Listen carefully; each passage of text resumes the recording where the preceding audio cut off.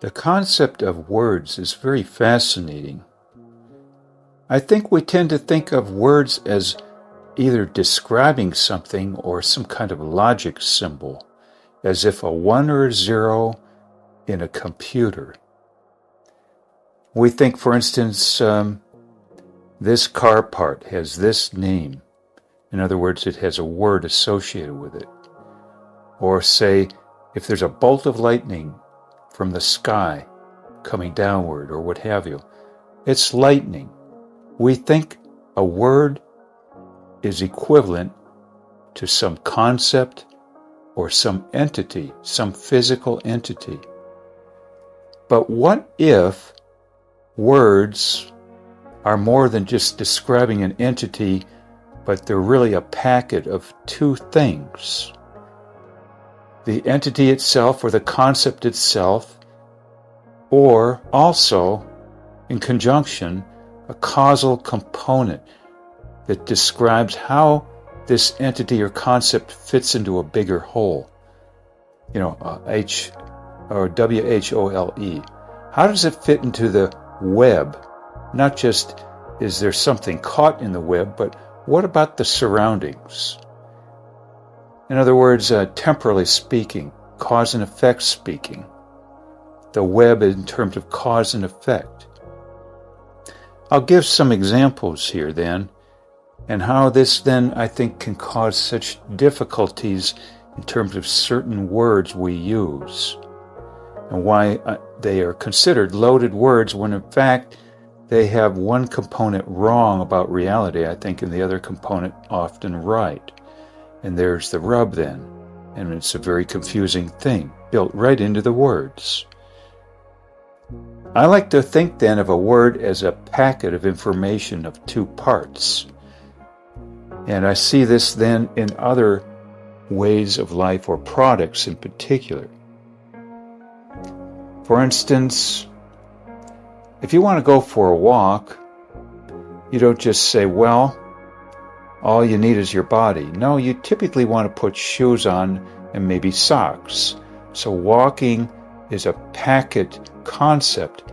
We just assume, well, take your body and go walking. But actually, for most purposes and for most people, you probably want shoes on and maybe socks, maybe not, but probably shoes.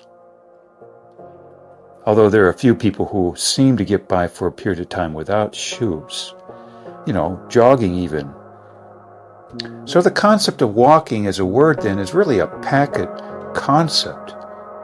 It's not just one main concept involved in walking. Another example, you go out and buy a car or you have a car. A car is really a packet. It's not just the object sitting there, but what about the tires? What about having a license plate? What about having insurance? What about some gas? I mean, a car is more than, I forgot. What about the keys to the car?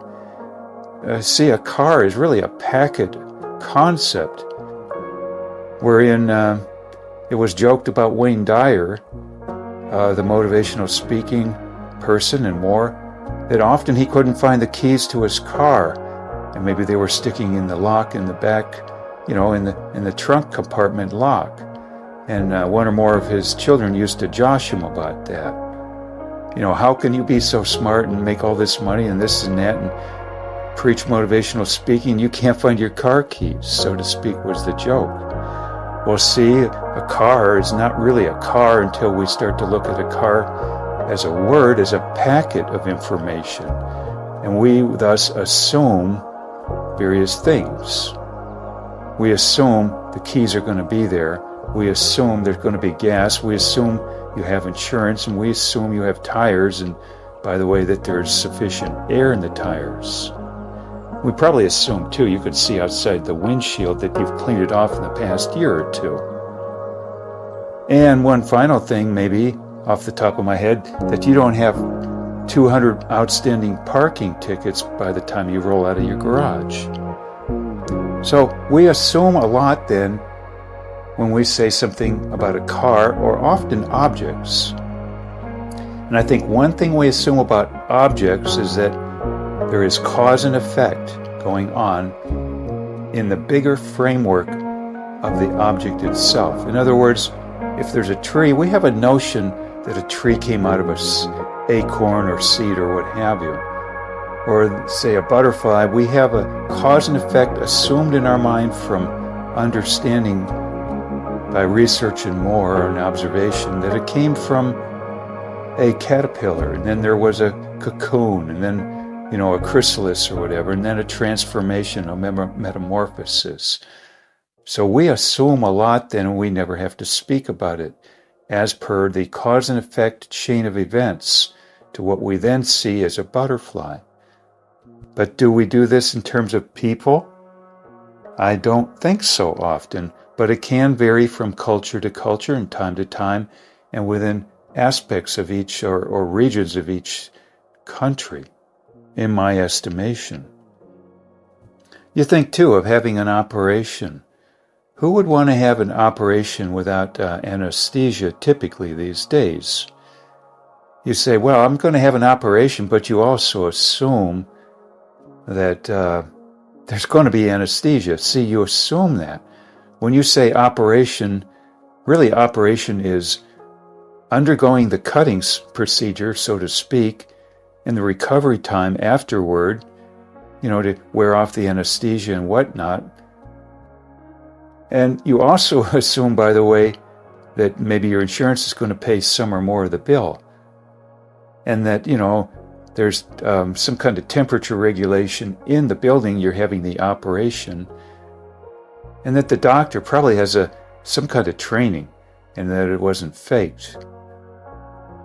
So we make a lot of assumptions then built into the word operation. But see, that's more of a technical and or object-oriented word, operation. But we still mean a packet of information when we say the word operation or car, I maintain. We're not just talking about one entity, like again, operation meaning the cutting from A to Z points on your body with a knife or scalpel or what have you. I mean, we're talking a lot of factors involved as a packet here when we just say operation. A lot of the other aspects of this packet called operation are assumed to be there, and then we don't need to be talking about them, or we put priority on the operation and the other matters being less complex to arrange. Another example of an assumption or two which makes an entity that is an object a packet, really, not just an object. Take the little lunch bag with an insulation to keep the contents hot or cold, or like a cooling device around a cup, a foam thing or something, or like when you put ice in a drink. Now see, you go to a restaurant, say, and you order something and they say, well, sorry, but your favorite beverage is going to have to be lukewarm, and room temperature because our ice machine is out. And now all of a sudden you say, well, I'm going to go to another place. Because, you wanted the drink, but you assumed, for those who wanted it, that there's going to be a part of the packet called the drink or beverage or refreshment, that it was cooled. Likewise for beer. If you want a beer or something and you go out and buy it, a lot of people would not want to drink room temperature beer. It's assumed as the part of the concept of beer as a word and the object that there's another part of a packet called beer. In other words, the temperature of it. So again, with a lunch bag or a lunch container, we assume it has some insulating capacity, and or if it's going to be in very warm conditions, like in a car for a while, maybe you throw in cooling blocks or something that you have in the freezer for a couple hours, and then it keeps it chilled for half a day, no matter where this bag happens to be sitting, or you forget it, and then it's no sweat, you say. Same for these insulating, 10-gallon containers or whatever, it's insulated. You didn't just throw your stuff in a box there and hope it would keep cool or warm or what have you. And so when you say, oh, I'm going on a picnic and I brought a picnic lunch, well, a picnic lunch is more than the food.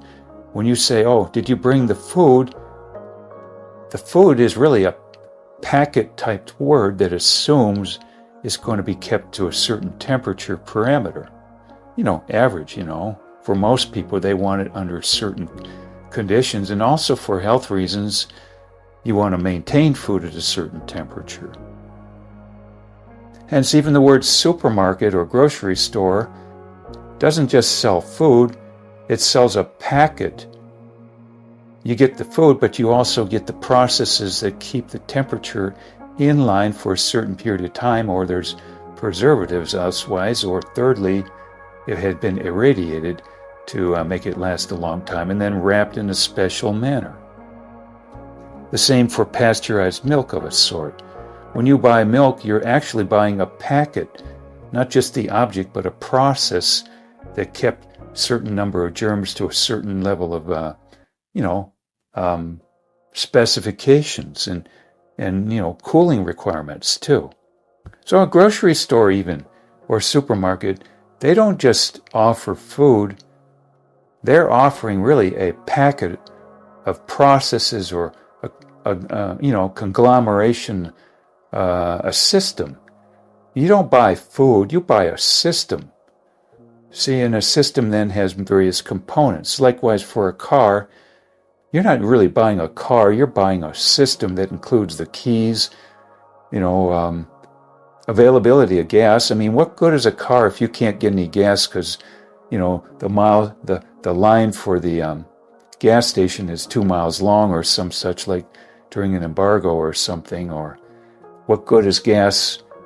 I mean, what good is a car if you can't afford gas? And what good is a car without insurance if you can't afford insurance, or you're denied insurance, or you can't get a driver's license for whatever reason? Maybe you were drinking for a while, or who knows what. Maybe you're underage, or maybe you're overage, so to speak, and your eyesight is shot and you can't pass the test for a license. So really, even a car then is a system. A car is a packet of information.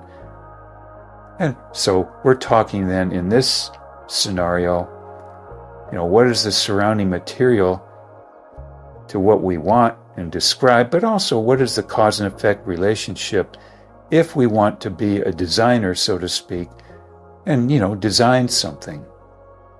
In other words, if we want to build something ourselves, or we want to go the next step with the object, how does it fit into the bigger package deal or web causally, especially in the people area?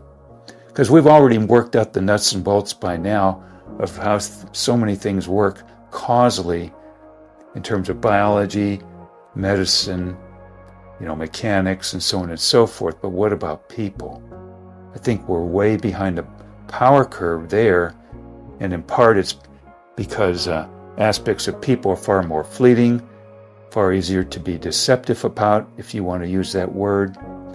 There's no agreed upon vocabulary, and if something is fleeting, it's very hard to, even observe. And what about stress? You're not going to be a very good observer under stress. And what about if someone stressed you not to observe, lest you get in trouble? In other words, if you had a meanie father or something, and he didn't want you to see who he was, and not just meanie. There's this interesting book, Thou Shalt Not Be Aware, talking about sexual, shall we say, problems in childhood and more, in which a parent might not want you to see what's going on, hence the phrase, thou shalt not be aware, and pressure put upon somebody. So there's a lot of things going into then something being harder to ascertain in various ways, shapes, and forms regarding people rather than objects, which complicates then the understanding of people and the encoding it into language and more. Some are good observers because they don't get the same blowback if they observe than other people do. Just as a humorous or not comment here, if a young child is on a football team well, the father, who might be a meanie sometimes, is going to have a harder time getting that kid to, or child, to believe something, because the father might think, well, if I put the pressure on my child to believe something about me that's not true, that kid may just throw me down the stairs or punch me out or something because he's a football player. We see then the analogy alternatively as to this book's contents, thou shalt not be aware, as applying to sexual issues, if we know what I mean here, and often in the female department, because what female who's a child is going to have the muscle power and threat power and more to say, hey, Dad, if you do this again, I got the muscle power to throw you down the stairs and punch your lights out, and you're going to regret it. Hence, complicatedness as to ascertaining things in general. Fascinating book with my own viewpoint on that. Reading between the lines, perhaps. Okay, so then that's my information in expanded form, perhaps, compared sometimes to some of the things I put in books, concerning people words versus object words. And then let's go to part 2 here. What words in particular can be so problematic regarding people that can get us in such hot water or be misconstrued? I mean, particular words. Well, you think, for instance, on the news or in books, if someone calls someone else a liar, that's going to cause a lot of hot feelings, a lot of blowback usually. I mean, case in point, you do not want to say, well, you lied to me, People aren't just scared of, this might end up in court if I'm convicted of lying. No, there's something else also going on. It is, in my estimation, the word lie, like all words maybe, a packet of information, or thus a word doesn't just describe something. A word is a system, like a car. A car doesn't just describe the chassis of a car and such. The word car describes a system that we assume. So if we say the word lie as per only saying, well, there's something here that doesn't add up, there's some falsehood, and thus we say, well, a lie is a falsehood. Well, I would say no, a lie, as per the word, doesn't just convey the idea of something very incorrect, not just a little smudge incorrect, but very incorrect, even a denial, that incorrect. Stark difference, like, in a computer. Is it a 1 or a 0? Well, we might be referring to a lie then as not, some trivial thing, but is the 1 being described as a 0 in a computer program or whatnot, software-wise? And then we're saying, well, yes, that's a kind of a, problematic thing. And we slap this word in then, lie. But does the word lie convey the totality of what we're talking about if all words probably convey a system in terms of complexity of what we're talking about, not just one entity? Namely, often in the people area, where does it fit what we're describing in terms of a chain of events? And what are we talking about, the chain of events in particular? That it was self-generated out of nothing, or was there a chain of cause and effect? And that's very important then to whether or not we're ascertaining something about a person correctly or not, because we can have one part right and the other part wrong. Just as an example, if someone drinks a lot and we say, well, they're an alcoholic, well, that's true in a sense, but what about the added component of cause and effect as to how that happened? Maybe they had a partner, husband or otherwise, or vice versa. It could be a wife who was pummeling you daily, and your only outlet really other than heroin or good therapy or whatnot, or going to the police and maybe not being believed, and maybe you just don't have leverage, or maybe you were talked into believing, oh, it's all my fault. So what happens? Well, you self-medicate, really. And maybe you don't want to, again, use heroin or something, or maybe you don't want your mind dulled with certain substances available pharmaceutically for over the counter or whatnot, from a doctor's prescription. So what do? You self-medicate, and then you're called an alcoholic. But what about these other factors? I mean, what about the meanie husband there or wife that's pummeling you, or like basically making a slave out of you? I mean, even the word slavery implies more than you're just plowing a field as a chattel slave, let's say, in the past. It implies that you're not a happy camper because it's not your choice, so to speak. It's not what you desire.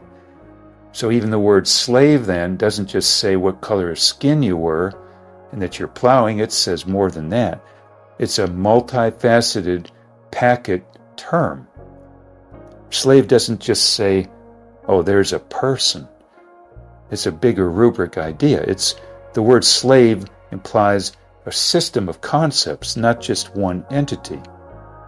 And if we get the causative part wrong and we say, as part of a packet or system, when we are actually using a word, same thing really, maybe in my mind. If we get the causative part wrong and say, well, it could have been otherwise, or you didn't try hard enough, or you were lazy. These are various ways, phrase-wise, I think, of saying that we're ignoring cause and effect for a variety of reasons. Maybe we don't have all the data, or maybe we don't have the words to describe it because the phenomena involved are fleeting, or maybe, there's a lot of factors involved as to why we can't see the cause and effect, shall we say, web, the bigger picture. I think then the word lie is really conveying a system of ideas, and one part of the system is not just describing a gross misaccuracy, if you will, but also a misaccuracy in terms of causation. We're saying the person, quote, chose and could, had a choice and had the option. They were not constrained by the laws of the universe. In other words, how this missed data point came out there and is. Kind of like saying, well, a zebra can change its spots. A zebra can change its stripes at will. Or, what's another example? A bear can be other than a bear. It can change its own genetics if it wanted to be and be a panda bear or be a teddy bear, just by willing it to be so. And you say, well, no. And here's the reasons why. It's encoded. And what do we call this encoding process of, it's genetic in nature? That's a code word in my estimation for a web of cause and effects encoded into the DNA that make it impossible to change your own, shall we say, orientation regarding being a bear in certain respects. In terms of aggression, what you do to protect your young, so on and so forth, and, your reactivity level. Yeah, even the word horse. Well, we're talking, what kind of a horse? We want to know more than just, does it have, 4 legs sitting there out in the grass, chomping the grass, so to speak.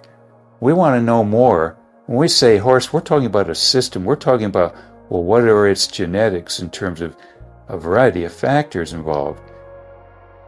Even as per a dog.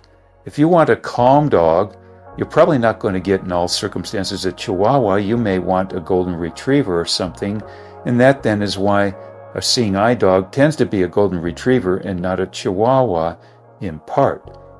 There's a certain skittishness factor, not just size factor involved.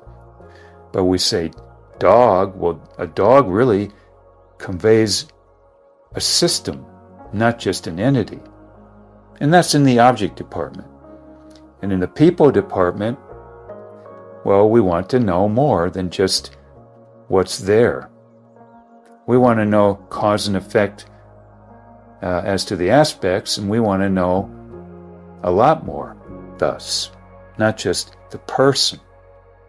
That's why we have the word character in it, assessing character, or as biblical scriptures talk, wheat and chaff and so on pertaining to character. We don't just say, they're a person. A person describes the shell, but what about what's on the inside? What about their character? What about their IQ level? And what does that mean, IQ? A gentleman named Gardner has talked about various forms of IQ. So, again, objects. There's no such thing as an object as per describing it with words until we say, well, the word really is describing a system. And what do we assume typically with objects? That the system, that the object follows the laws of cause and effect. Whereas a person, well, it's far easier for a variety of reasons, some of which I've identified and mentioned, to think that it could have been otherwise than it is. And hence the phrase is, as per spin-offs of shame on you, and the whole concept of shame I would maintain. It could have been otherwise. You're lazy. You're a bum. You didn't try hard enough. You chose, and so on and so forth. Built right in often to many, many aspects of human beings. And hence, a lot of confusion and blowback, if you will, the minute we use the word lie, because lie tends, again, I believe, to maintain that there was a strong component in terms of misaccuracy, if you will. And it also assumes, by the word lie, depending on culture, though, probably, and time, that it was, quote, by choice. And what do I mean by choice in this respect? That it could have been otherwise. That it could have been otherwise in terms of defying the laws of the the laws of the universe and the resources at hand. It's kind of like saying to somebody who needs an operation, well, why don't you go out and get this operation? Well, and then you find out, well, there were no doctors in my country because my country was the country of Antarctica, so to speak. So how was I supposed to get an operation? I had no car to get otherwise, and no airplane ride and no insurance and no money. So why are you saying shame on me for not getting an operation and that I'm just burying my head in the sand about the need for such? See, it's a bigger picture here. And hence, to say, well, I guess you're just burying your head in the sand or lazy, you won't get this operation. There's various facts that are not being discussed. Hence the word lie being a very loaded word, as we tend to see things. We don't tend to ask, well, where did this misconception come into being, and could it have been otherwise? And I'll give examples of several other key words that can be very problematic, shall we say, system words. And we never tend to think, I think, of words as systems or packets. And if you get one part of the packet wrong, that's problematic. Another example, asphalt or any hot road. In the summertime and in heat, it'll build up, in terms of temperature, and it'll give a shimmering effect in the air. And whatever you see through the shimmer might not be exactly what is there. You might say then, well, it's an illusion or some such what I'm seeing. But do we ever say then that the road, the asphalt, what have you, is being deceptive? Or that the road is lying to us as to its, having an impact on what we see or want to see down the road there? No. To accuse and say, so to speak, that the road is lying to us or being deceptive, if the road, could hear us, would be rather, quote, insulting, wouldn't you say? I mean, the road would say, well, it couldn't be any other way than the laws of the universe and or, the component parts here. That the road would say, well, this is what happens when the temperature hits, and especially a black substance, even as per a car that is, color paint black versus a color white. We all know that a color that's white absorbs less heat than a black. Black is a color, like in a car. We also thus don't say that the asphalt is being not only deceptive or lying, but we don't say it's manipulative.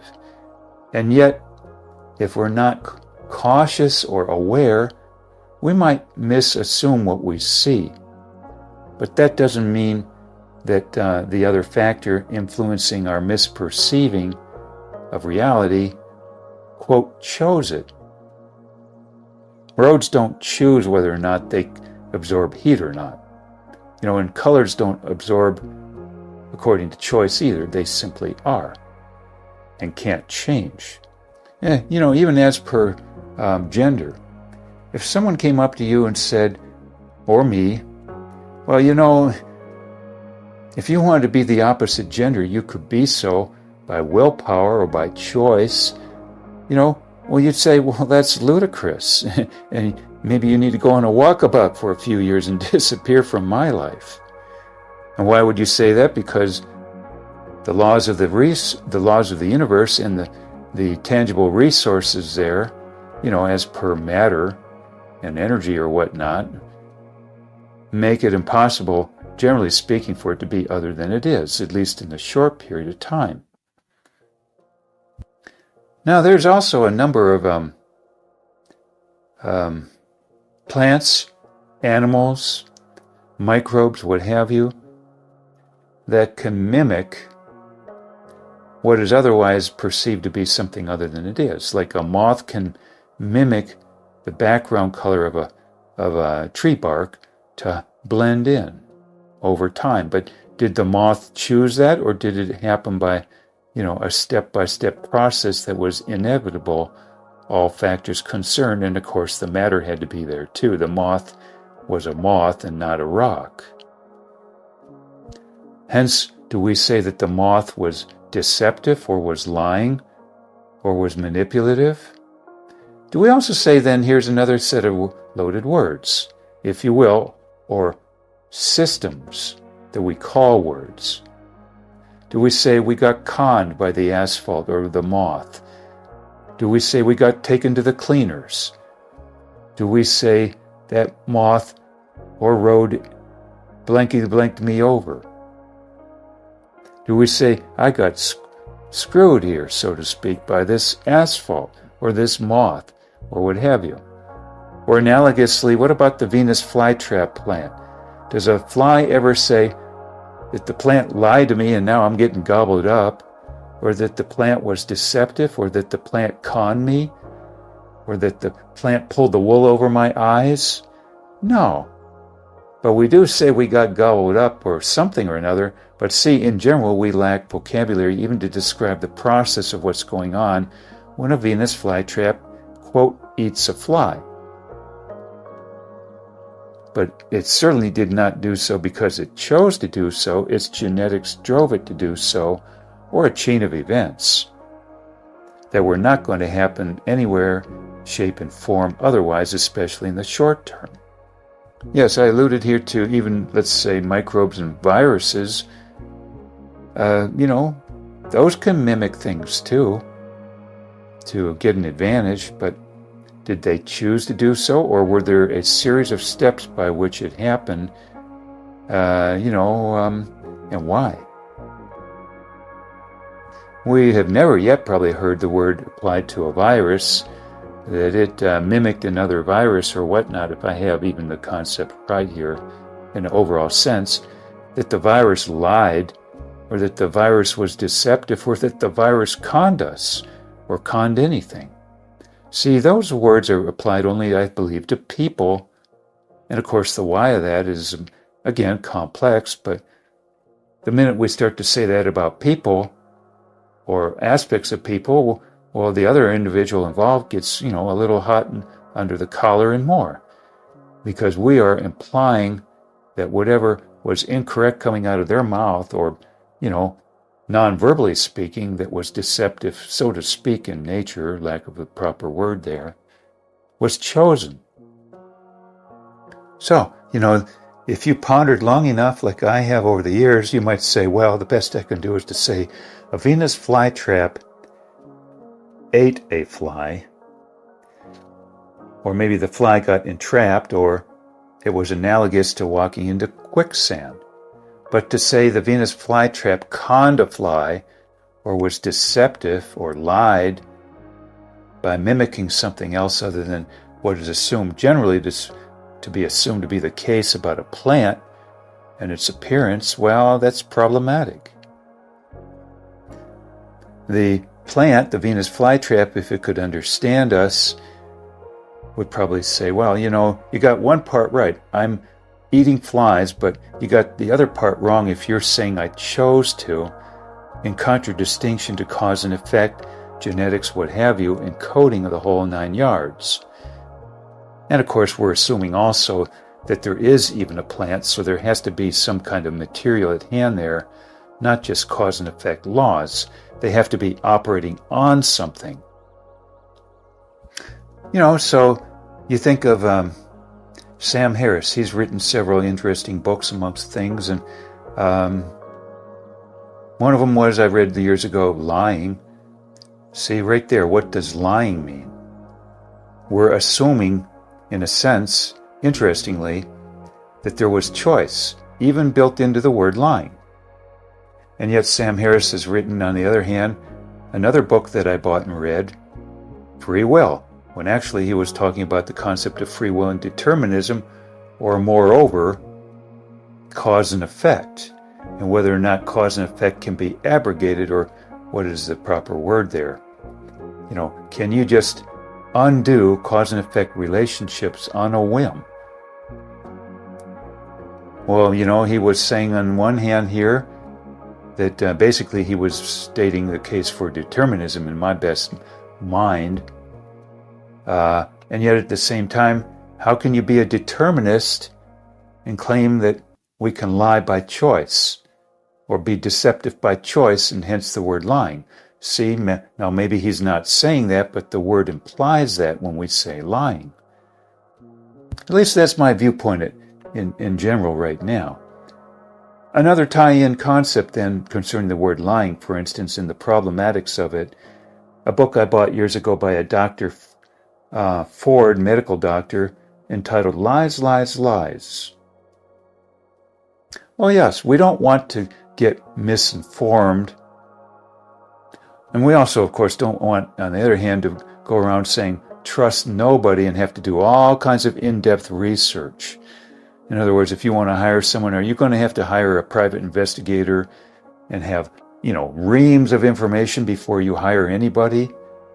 It's almost getting to that point. In fact, when you apply for a job, drug screening, and a little bit of history, a resume required, references, but still, we don't require that there be a dossier that weighs in a kit form 500 pounds worth of information before you can get a job.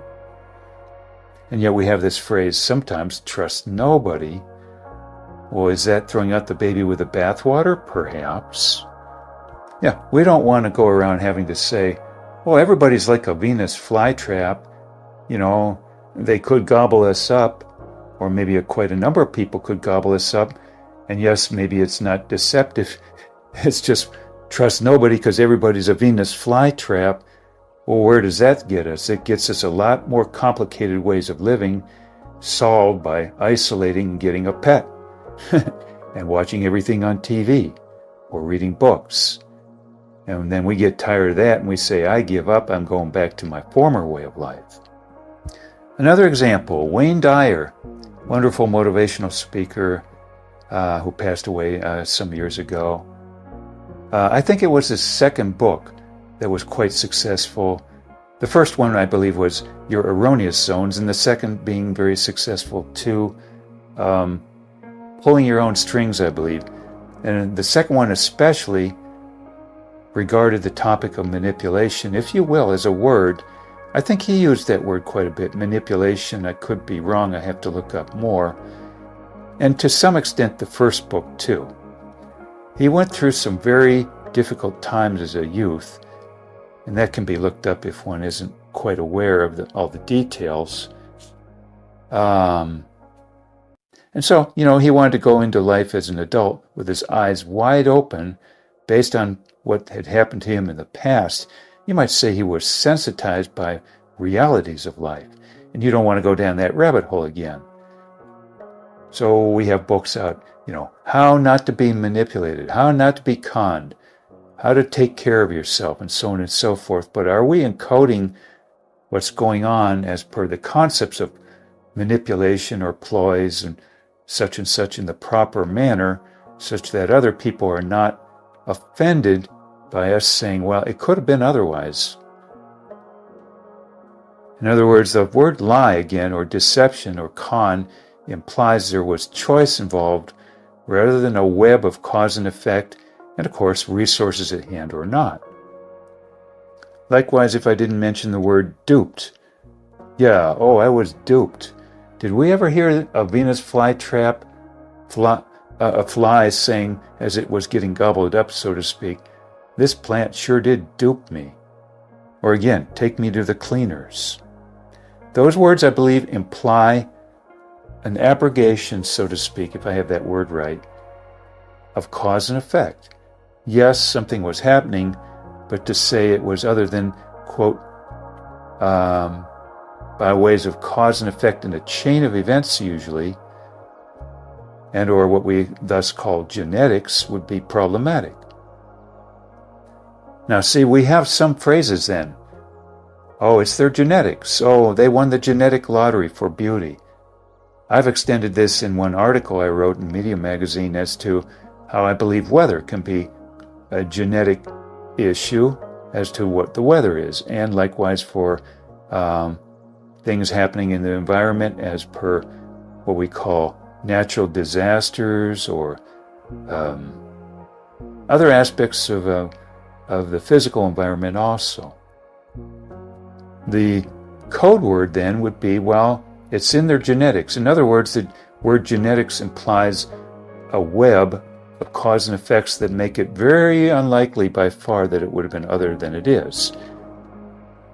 So, hence weather genetics, or, the genetics of earthquakes, the genetics of tornadoes, and so on, describing a set of phenomenon by which it couldn't have been any other way than it is. But we never hear that as per putting it in coded, simple fashion, that a tornado is what it is because that's its genetics. In other words, the word genetics implies a framework by which it couldn't have been other than it is. But we typically only refer to people as having genetics, not other aspects of reality in our environment as having genetics also. I think then this is why there has been a tug between the East and the West throughout humanity's history, that the Easterners were always trying to some extent more than the Westerners to ascertain things based on perception without putting words on it that would misconstrue this one part concerning a web of cause and effects, or maybe sometimes resources too, to get more accuracy on what it is that was there.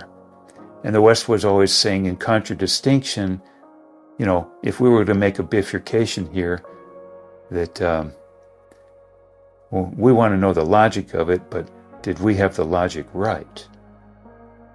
I think there's been more wars, there's been more clashes in religion and viewpoints on sexuality and money and everything else under the sun due to the problematics of the words, rather than just saying, well, it's just a clash of whatever, of values or metrics or what have you, or scarce resources. No. Maybe what was scarce wasn't scarce resources, it was scarce terminology that's completely accurate. Have we ever thought of it that way? What was most scarce was the proper encoding mechanisms, not a shortage of resources often. I mean, you even look at, what is the phrase? The war between the sexes. Is that just a matter of, males versus females? Or is there more of a problem in the lack of proper encoding of various aspects of human beings, including the fact, of course, male and female? Rather than just saying, well, it's a clash of people gender-wise. Maybe what we have is a shortage of words, not a shortage of, being able to, quote, get along with each other or whatnot, or knowing how they walk in their shoes versus how we walk in our shoes. Well, we can see that, but can we encode it properly with the proper words that aren't tainted in terms of cause and effect in particular, not to mention, of course, resources at hand, including, what is different about the female's physiology versus the male's physiology. So what's the solution to all this? Well, some few would say, and I wrote about this once, The Tyranny of Words in the Western World, a very slim volume some years ago. I never had the money and time to market it and this and that, but, I've been bringing up these ideas for some years now, that it can be very problematic in terms of what is assumed in many words, often or not, or perhaps almost exclusively what I call people words. So you might say, well, then I guess you're going to have to invent your own words and just use them for yourself because no one else is going to understand them. So what is one word I came up with about a year ago for what you typically would call a lie or deception? Let's see, several words came to my mind that I came up with as code words for me to use sometimes in my own mind, and then typically I would forget what I came up with, and then you don't review them and use them in your own mind to your detriment. The word I invented, pineapple, as just something, pineapple upside down cake. In other words, if the cake is upside down, the frosting's going to get mushed and more. And you say, wow, that thing is upside down. So what did I do to shorten that concept? Instead of saying pineapple upside down cake, applying to a concept that is incorrect completely, that we typically call a lie, but has an added component that is incorrect, to say it came by choice, I'd shorten the phrase, that comment is a pineapple upside down cake, to that comment or statement or fact that is very incorrect is simply a pineapple. And then I promptly forgot that most of the time, because who in the world is using that word in parlance? Oh, that was a pineapple statement or pineapple concept or a pineapple factoid you put out there. No one under the sun knows what the heck you're talking about when you say, don't pineapple me, or boy, that was a pineapple. But it could be useful for our own use, but you see how complex this can get then. One final comment maybe. If we've ever heard the word mass delusion, or in other words, a mass, gross misconception about reality, that's kind of what the word, I think, delusion implies. It's a denial, in my estimation. A delusion is a denial, in a sense. Well, what could be a mass delusion? I can't think of any bigger mass misconception than to believe all our words are correct in both parts, and that a word is only one part instead of a system. If this is throughout a society or world, or in parts of a country and not other parts, or in one era versus not, well, couldn't you construe that then as a mass, huge-scale concept that's completely upside down, to, quote, otherwise say, mistrust in our words of a certain sort, particularly in the people department? Or also a misconception to think a word only applies to an aspect versus a word being a system.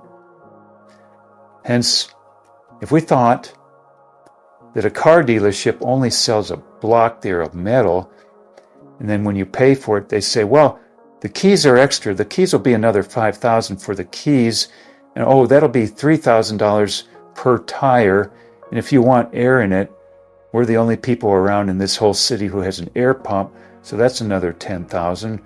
Then you say, well, I guess I wasn't just buying a car and signed for a car. I wanted a system. And if you spread that whole concept to a lot of things, you'd say, well, I guess I just don't trust the whole concept of the word car, but a lot of things. And then we have a, quote, mass delusion. If you had to use that word, it's a little, frumpy around the edges, delusion, to believe that a car is just a block of metal there on the lot ready to roll out the gate. It's a little more complicated than that. Hence, if we talk mass delusions, I don't think per se we're talking, it's about religion, or it's about some political system, or this or that. What if the biggest, quote, mass misconception of grand scale is to trust that our words have a one-to-one correspondence with simply an object when the words actually are a system. And if you have one part of the system wrong, especially causality, or to an extent what is missing in terms of resources at hand, or if you're saying a person is a person without taking into account their body size, whether or not they gestated a child inside of them for 7, or rather 9 months, muscle mass, and other factors, well then, to simply say they're a human being or Homo sapien without taking more into account is kind of oversimplifying things, and hence the book by John Gray, Men Are From Mars and Women Are From Venus. He was trying to make a point there. Don't oversimplify what can actually be more than simply the word gender or person. A person is a packet, not just a object with skin casing, 2 arms and 2 legs. A person is a system, and to get parts of the system wrong, or to say it could have been otherwise than it is by desire. In other words, you could have been a woman, or you could have been a man if you wanted to be hard enough, if you tried hard enough. Well, that's problematic. This then is why I was very encouraged and pleasantly surprised and more to see a video that came out, pretty recently probably, on the writer Hermann Hesse, and describing how he had not found too many Buddhists, if any, in his period of time anyway, who met the desired requirements that he was looking for or had expected, as opposed to what was being touted. Well, why would that be? I think because the typical Buddhist would not have grown up in a forest and never heard a single word and then was a Buddhist throughout life for their whole lives, as per the concept of perceiving rather than using logic. Hence, the typical Buddhist was going to be at some point in time contaminated by their environment's words that they then brought to a later process of doing more perceptivity rather than logic work. There were still going to be times in any Buddhist's life, sitting there in a cave or a mountaintop or what have you, in which they were going to come back down to earth, so to speak, or operate in the real world and interact with other people using symbology. And what symbology? The existing symbology of their culture and their time. In other words, they were born with a blank slate, so to speak, as to Steven Pinker, but that blank slate did not stay blank. The Buddhist on the mountaintop or in the cave was not a blank slate as to what they brought vocabulary, and that then I think was a telling point that Hermann Hesse was saying when he was rather disappointed with what he found or saw, when he wanted to find all these enlightened people who were perfect. Well, guess what? I think the vocabulary of the so-called enlightened people, or pursuit of such, even by no word usage, was not going to be up to snuff, because nobody uses no words forever. Or it's going to be a village of 30 people in the middle of the jungle and way back, and that doesn't happen anymore either. Case in point, countries such as Bhutan now having cell phones more and more, if not completely, and northern reaches of Canada having more internet coverage more and more, just as 2 examples. We don't have any cultures left that have no words at all and function totally without words, and the negative effects therein if the words have a tainted component, especially as time has gone on, in my estimation, in which words can get more tainted the more we have a more urban way of life, which is a more insulated way of life and a more, shall we say, proxy communicating life, in which we communicate one way rather than interactionally, and or it's pre-canned. You get to do 30 takes, and we never have any blowback if what we say, ruffles someone around the feathers in real time also. and it can be choreographed what we say beforehand. So many factors of modern day life, as we call it, especially as we become more and more urbanized and more insulated from each other and operate just by the way of proxy communications of words and or pre-canned audio and film, make it less likely that our words would be quote-unquote policed up, polished up to be more and more accurate in the causation department. And I've done some writing on this. So as we've become more urbanized and more insulated and operate more by proxy, if you will, rather than seeing the body language and interacting second by second too, with real-time corrective action, in other words, to the words also to keep them the most polished up and accurate, like a sharpshooter who's a soldier for a unit. Well, then the words degrade. And I think they have degraded, and that causes a lot of problems, even though we think we're getting more smart and educated and sophisticated. At the same time, the words could be getting more and more degraded because the feedback loop is increasingly taken out that would have a corrective action to keep the words most accurate.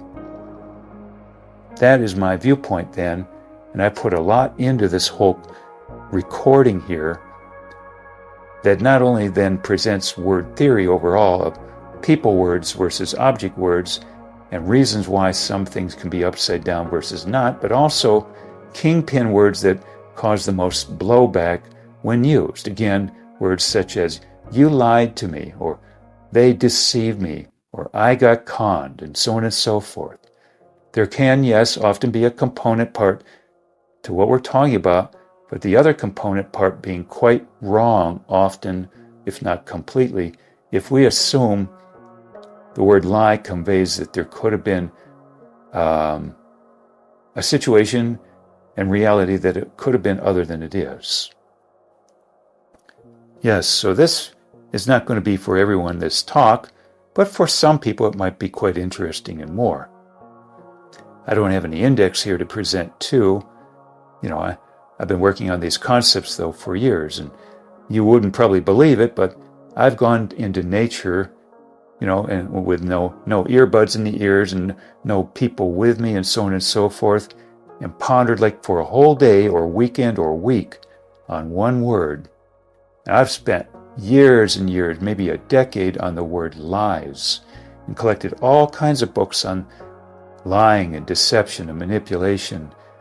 And my conclusion is that yes, we want to know what is correct versus grossly incorrect, but we also want to know the bigger picture.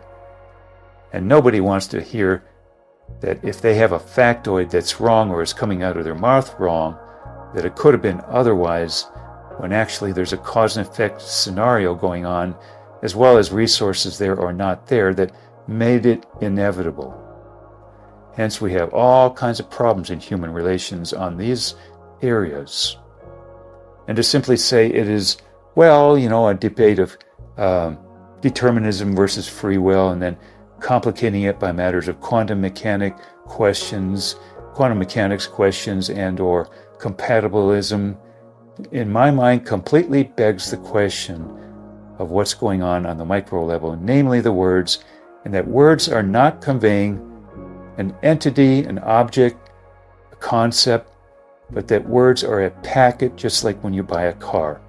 A car isn't just the chassis of metal sitting there on the lot, or as you roll out or roll on the road. A car is a system. And if one key component is upside down and sideways, we're going to have problems. Even in certain areas of the country, emissions requirement testing is required on your car every year. And so, if you don't pass the emissions test or pay someone a few bucks under the counter, so to speak, to pass the test, I'm joking and more, well then, hey, it's not a car anymore. It's a piece of junk sitting in your garage. The car is redefined as a very expensive piece of junk sitting there, a paper, what do you call that? A pet rock there sitting in the garage that weighs, a couple tons. And then somebody wants that thing out of there after a while, and you're certainly not paying insurance on what you once called a car. Because a car is a system, And if you don't have other parts of the system intact and operational and can pay for it and it's legal, well, then we redefine it. It's no longer a car. We have one part right. Yes, it's a block of metal sitting there, but we don't call it a car anymore. We call it a piece of junk, and we kick it out the door. Or we sell it for $5, so to speak. We dump it. In other words, we redefine it, because one part is grossly incorrect. It's not a car anymore. You might call it a relic or a boat anchor. Thank you very much.